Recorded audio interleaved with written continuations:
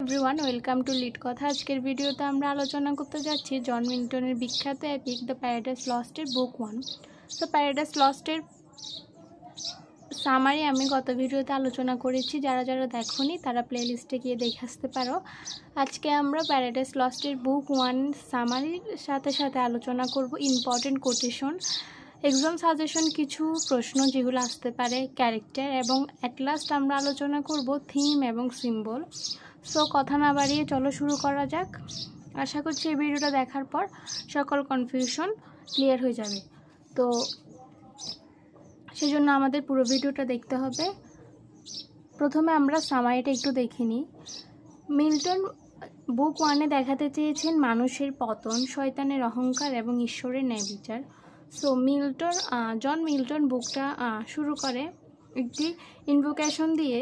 তিনি ঈশ্বরকে আহ্বান করে যেন তিনি এই বুকটা সম্পূর্ণ করতে পারে, এবং শুরু হয় justify the way of god to man. এখানে প্রথমে শয়তান ছিল, মেন ক্যারেক্টার হচ্ছে এখানে শয়তান ছিল বুক 1-এ।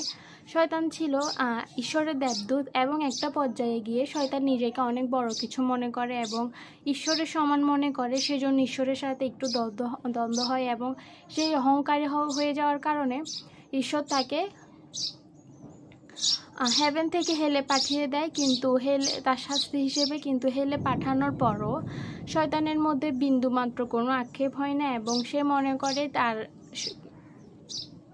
হেভেনে দাসত্ব করার চেয়ে হেলে রাজত্ব করা অনেক ভালো, এবং সেখানে সে তার একটি দল গঠন করে, শয়তানের দল গঠন করে, এবং সেখানে তারা একটি মিটিং করে। মিটিংয়ে কীভাবে ঈশ্বরের উপর রিভেঞ্জ নেবে সেজন্য ওরা প্ল্যান করে, এবং একটা পর্যায়ে তারা প্ল্যান করে যে ঈশ্বরের উপর সবচেয়ে বড় রিভেঞ্জ সেটাই হবে যদি ঈশ্বরের মানব জাতিটাকে সে ধ্বংস করতে পারে, এবং এটাই হচ্ছে যে মেন রিভেঞ্জ ঈশ্বরের। সেজন্য তারা সেই অনুযায়ী প্ল্যান করা শুরু করে।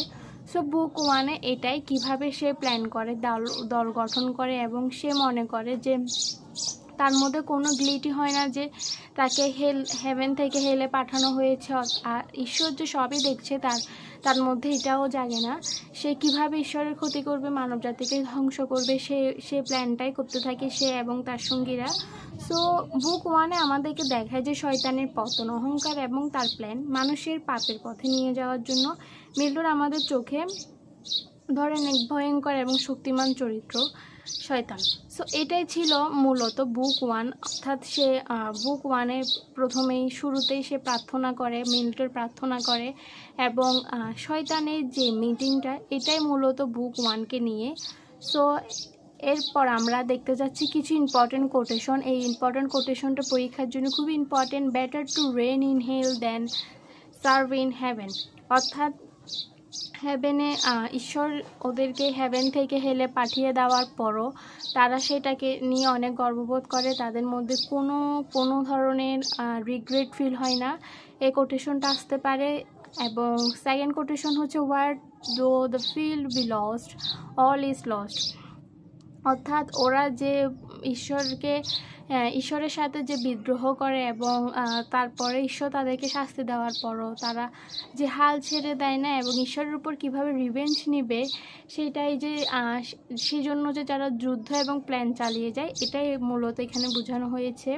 অ্যান্ড 3 নম্বর ইম্পর্টেন্ট কোটেশন হচ্ছে the man is its own place and in itself can make a heaven of hell a hell of heaven, অর্থাৎ ওদের শয়তান যে এখানে মিল্টন দেখাতে চেয়েছে শয়তানদের যে মনের শক্তি কিভাবে তা বাস্তবতা বদলে দিতে পারে, অর্থাৎ ওদের যে রিভেঞ্জফুল মাইন্ডটা কিভাবে যে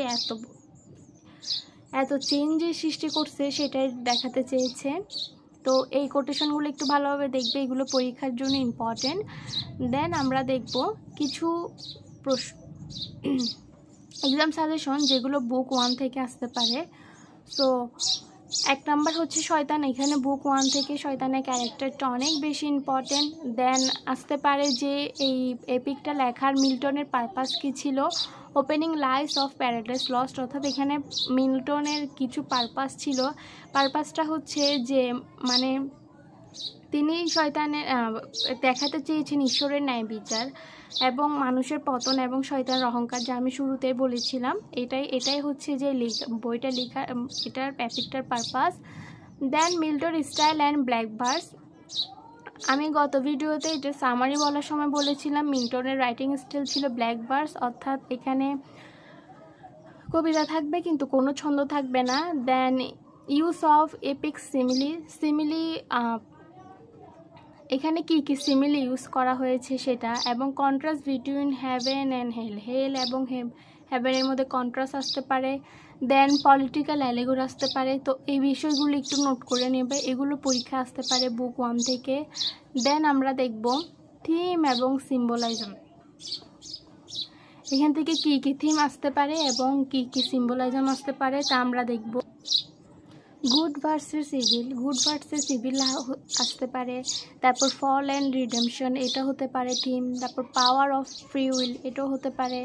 দেন সিম্বল হতে পারে হেল এবং পানিশমেন্ট, প্রাইড, এগুলো হতে পারে। তো এই থিমগুলো একটু সুন্দর করে দেখে নোট করে ফেলবা, এগুলো পরীক্ষা আসতে পারে। দেন সো এটাই ছিল অ্যাকচুয়ালি বুক 1-এর সামারি। তারপরে হচ্ছে ইম্পর্টেন্ট কোটেশন এবং এক্সাম সাজেশন, যেগুলো পরীক্ষায় ক্যারেক্টারগুলো আসতে পারে এবং থিমগুলো আসতে পারে।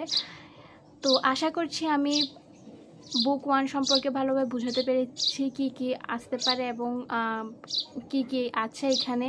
তাও যদি কোনো ধরনের কনফিউশন হয়ে থাকে তাহলে আমাকে কমেন্টে জানাও, এবং এগুলো বারবার প্র্যাকটিস করো, এবং দেন এগুলো তুমি নিজের মতো করে ভালো করে বুঝে নিজের মতো করে নোট করে নিতে পারবে। সো এটাই ছিল আজকের ভিডিও। যদি তোমরা এরপর কী চাও আমাকে কমেন্টে জানাও। Thank you everyone.